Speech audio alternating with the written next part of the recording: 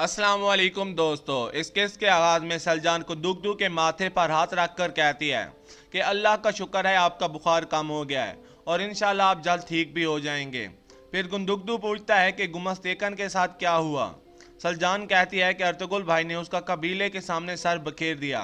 कुंदुकदू कहता है कि माशाल्लाह। फिर सलजान कहती है कि मैं माँ भी बनने वाली हूँ कुंदुकदू, मैं आपको एक बच्चा दूंगी। जिस पर कुंदुकदू खुशी का इजहार करता है। और जबकि दूसरी तरफ दुहान अकेला बाहर बैठकर सोच रहा था कि इतने में वहाँ बमसी आ जाता है और उससे पूछता है कि क्या सोच रहे हो भाई। दुहान कहता है कि तुम्हारे पास मेरे दर्द की दवा नहीं मेरे भाई, मेरा मसला प्यार का है, किसी रीछ को मारने का नहीं। इसके बाद बमसी इसरार करता है कि मुझे बताओ। फिर दुहान बताना शुरू करता है, मैं बानो जिजक से पूछना चाहता हूँ क्या तुम मेरी बीवी बनोगी, लेकिन मुझे समझ नहीं आ रही कि मैं कैसे कहूँ। बमसी उसे कहता है कि तुम ऐसे कहना, मेरा दिल फटकर शोलों में तब्दील हो गया है और तुम्हारा इंतज़ार मुझ पर बहुत भारी पड़ रहा है। दुहान कहता है कि ये अच्छा है, लेकिन इसके बाद मैं क्या कहूँ। बमसी कहता है कि फिर तुम कहना, तुम्हारी नज़रें मेरे दिल को तीर की तरह चीर देती हैं। तुम्हारी खूबसूरती एक कुएं की तरह है और मैं इसमें यूसुफ की तरह गिर रहा हूँ। मैं सहरा में एक खुश्क पत्ती की तरह हूँ। दुहान हैरान होकर पूछता है कि ये बातें तुम कैसे जानते हो। बमसी हंसकर कहता है कि मेरे पास तालीम है भाई, तालीम। दूसरी तरफ बानो जिज्जा हकीम अर्तुग के पास थी और हकीम अर्तुग उसे जख्म की दवा दे रहा था। इतने में दुहान दौड़ता हुआ अंदर दाखिल होता है और हकीम अर्तुग कहता है कि मैं कुछ मरीजों को देखने जा रहा हूँ, अल्लाह तुम्हें शिफा अता फरमाए। उसके जाने के बाद दुहान बानो जिज्जक से पूछता है, तुम्हारा जख्म कैसा है। बानो जिज्जक कहती है कि हकीम अर्तुग की दवा से इंशाअल्लाह जल्द ठीक हो जाएगा। दुहान कहता है कि इंशाअल्लाह। फिर दुहान घबरा कर बोलना शुरू करता है, तुम्हारे दिल ने मुझे जला दिया है। तुम्हारी आंखें किस तरह की हैं, इन्होंने मेरे दिल को एक तीर की तरह चीर दिया है। तुम एक कुआं हो और मैं इसमें गिर रहा हूँ, और तुम एक सहरा हो और मैं इसमें खो गया हूँ। बानो जिजक हंसने लगती है और कहती है कि ये तुम क्या कह रहे हो दुहान आल्प। दुहान कहता है कि मैं भी नहीं जानता मैंने क्या कह दिया है, बमसी ने पता नहीं मुझे क्या बता दिया है। फिर दुहान कहता है, बानो जिजक मुझे इस तरह के अल्फाज नहीं आते, अल्लाह की मदद से मैं तुम्हें अपनी बीवी बनाना चाहता हूँ। बानो जिजक शर्मा कर कहती है, अगर तुम ऐसा कहते हो तो मैं तुम्हें अपनी ज़िंदगी का हिस्सा बनने के लिए तैयार हूँ और मैं तुम्हारी दिल की दुआ बनूंगी। अब से तुम्हारा खैमा ही मेरा महल है, तुम्हारी ज़िंदगी मेरी जन्नत होगी और मेरी ज़िंदगी तुम्हारी ज़िंदगी होगी। ये सुनकर दुहान अल परेशान हो जाता है और खो जाता है। बानो जिजक कहती है कि क्या हुआ। दुहान कहता है कि मुझे समझ नहीं आई, मैंने तुमसे पूछा था मेरी बीवी बनोगी और तुमने खुशी से हाँ कर दी, क्या ऐसा ही है। बानो जिजक कहती है, मैंने कहाँ कह दी है। दुहान फिर वही फिक्रा दोहराता है और बानो जिजक फिर कहती है, हाँ दुहान अल मैंने हाँ कह दिया है और मैं तुम्हारी बीवी बनूंगी। दुहान बहुत खुश हो जाता है और कहता है, फिर तुम मुझे जाकर भाई को बताना चाहिए ताकि अर्तुगरुल भाई तोतेकन के पास जाकर तुम्हारा रिश्ता मांगे। बानो जिजक कहती है, ठीक है। दुहान बाहर निकलकर खुशी से चीखने लगता है और फिर बानो जिजक हंसने लगती है, जबकि दूसरी तरफ अर्तुगरुल और हलीमा कुछ बातें कर रहे थे। इतने में अब्दुर्रहमान अंदर आकर बताता है कि दुहान आपसे मिलना चाहता है शायद, और कोई ज़रूरी बात है। अर्तुगरुल कहता है कि भेजो उसे। दुहान अंदर आकर कहता है, भाई अगर आप इजाज़त दें तो मेरी ये ख्वाहिश है। अर्तुगरुल कहता है कि बोलो दुहान। दुहान कहता है, भाई आप जानते हैं मैं और बानो जिजक। फिर अर्तुगरुल उसकी बात काट कर कहता है, हम कब तोतेकन के पास जाएं बानो जिजक का हाथ मांगने के लिए। दुहान कहता है, जब आप और हेमा खातून चाहें भाई। अर्तुगरुल कहता है कि ठीक है, हम कल रात ही तोतेकन के पास जाएंगे। फिर दुहान खुशी से अर्तुगरुल के हाथ चूमता है और फिर वो दोनों गले मिलते हैं। इसके बाद दुहान बाहर निकलता है और बमसी और तुर्गत के पास पहुंचता है और खुशी से चीखने लगता है। तुर्गत पूछता है, क्या हुआ भाई। दुहान कहता है, बानो जिजक मेरी बीवी बनने के लिए तैयार हो गई है भाइयों, और कल अर्तुगरुल भाई और हेमा खातून तो तोतेकन के पास रिश्ता मांगने के लिए जाएंगे।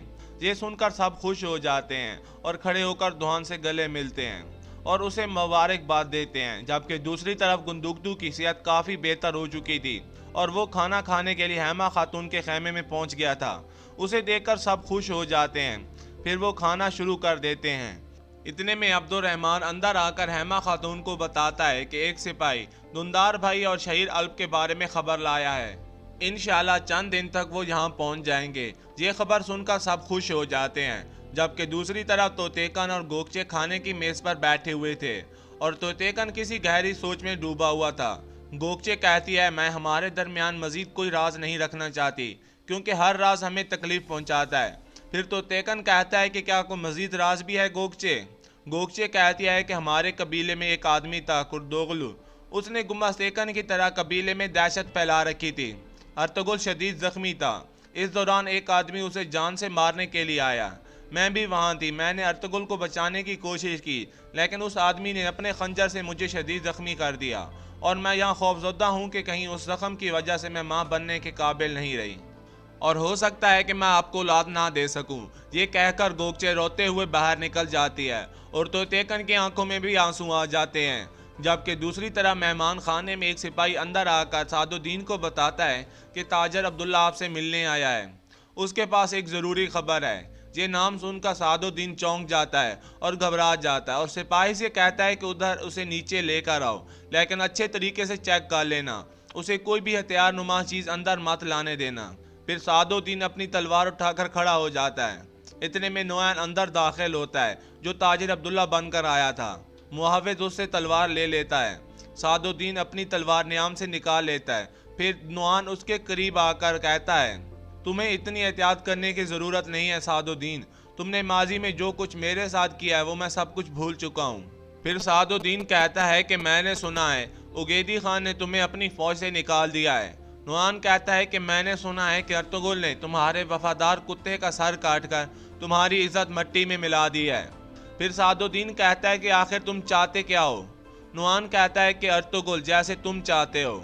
اس کے بعد سعد الدین اپنے ساری سپاہیوں کو باہر بھیج دیتا ہے اور نعمان کو بیٹھنے کو کہتا ہے، پھر وہ دونوں آمنے سامنے بیٹھ جاتے ہیں اور سعد الدین کہتا ہے اوگیدی کی فوج سے نکالے جانے کے بعد تم کچھ لٹیروں کے ساتھ گھوم رہے ہو، کیا تم اکیلے یہ سب کچھ کرو گے؟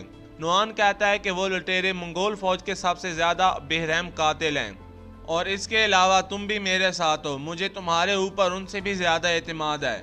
سعد الدین ہنستا ہے اور کہتا ہے کہ مجھے بتاؤ تمہارے ذہن میں کیا چل رہا ہے؟ پھر نعمان کہتا ہے کہ میرے آدمی سونا اور مال غنیمت اکٹھا کرنا چاہتے ہیں لیکن تم نہیں چاہتے کہ ان زمینوں پر حالات خراب ہوں اور میرے آدمی تم پر حملہ کریں۔ ہم دونوں صرف ارطغرل چاہتے ہیں اور میں تمہیں ارطغرل کا سر دوں گا۔ سعد الدین کہتا ہے کیسے؟ نعمان کہتا ہے کہ تمہاری مدد سے۔ پھر سعد الدین کھڑا ہوتا ہے اور سونے کے سکوں والی بوری نعمان کے سامنے رکھ دیتا ہے اور کہتا ہے کہ سونے کے لیے نہیں بلکہ ارطغرل کے خون کے لیے لڑو، میں ہمیشہ ان کو مطمئن رکھوں گا جب تک وہ ارطغرل کے سر لانے کے لیے لڑتے رہیں گے۔ اتنے میں ایک اور سپاہی اندر آ کر بتاتا ہے کہ ایک عورت آپ سے ملنا چاہتی ہے اور وہ اپنا نام گونجا گل بتا رہی ہے۔ سعد الدین کہتا ہے کہ اسے کہو کچھ انتظار کرے۔ پھر سعد الدین نعمان کو ایک طرف بھیجتا ہے اور اسے کچھ انتظار کرنے کے لیے کہتا ہے، پھر وہ گونجا گل کو اندر بلاتا ہے اور گونجا گل اندر آتی ہے۔ پھر سعد الدین کہتا ہے کہ تم کیسی ہو بیٹی؟ اسی دوران نعمان بھی چھپ کر اسے دیکھ رہا تھا۔ گونجا گل کہتی ہے کہ میں اپنے بابا اور اپنی پھپھو کا بدلہ لینا چاہتی ہوں، امیر صاحب آپ کے علاوہ میرا کوئی نہیں ہے اور میں مرتے دم تک آپ کی خدمت کروں گی۔ سعد الدین اسے بیٹھنے کو کہتا ہے، پھر وہ دونوں بیٹھ جاتے ہیں اور نعمان گونجا گل کو غور سے دیکھ کر مسکراتا ہے، جبکہ دوسری طرف کھانے کے دوران گندگدو کہتا ہے کہ اب سے سعد الدین ہمیں زیادہ تنگ کرے گا، اس لیے اگلا بہار آنے تک ہم دونوں قبیلوں کا اتحاد بہت ضروری ہے۔ لیکن کندوگدو کی بات کا کوئی بھی جواب نہیں دیتا۔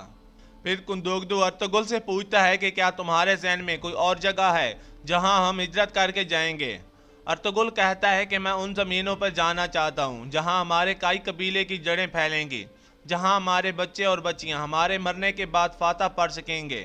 انشاءاللہ ہم اکٹھے مل کر یہ فیصلہ کریں گے جس پر سب لوگ انشاءاللہ کہتے ہیں۔ پھر سلجان حیمہ خاتون سے کہتی ہے کہ اگر آپ اجازت دیں تو میں کچھ کی چیز کہنا چاہتی ہوں۔ حیمہ خاتون کہتی ہے بتاؤ بیٹی۔